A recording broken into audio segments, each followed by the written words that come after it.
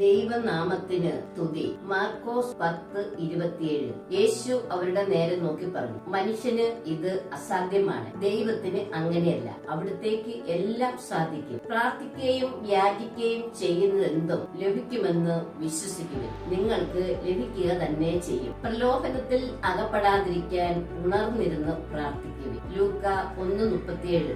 ദൈവത്തിന് ഒന്നും അസാധ്യമല്ല. യേശു നായിലെ വിധവയുടെ മകനെ പുനർജീവിപ്പിക്കുന്നു. അവൻ നഗര കവാടത്തിനടുത്തെത്തിയപ്പോൾ മരിച്ചുപോയ ഒരുവനെ ചിലർ എടുത്തുകൊണ്ട് വരുന്നത് കണ്ടു. ഒരു വിധവയുടെ ഏക പുത്രനായിരുന്നു അവൻ. പട്ടണത്തിൽ നിന്ന് വലിയൊരു ജനക്കൂട്ടം അവളോടൊപ്പം ഉണ്ടായിരുന്നു. അവളെ കണ്ട് മനസ്സറിഞ്ഞ കർത്താവ് അവളോട് ചോദിച്ചു, കരയണ്ട.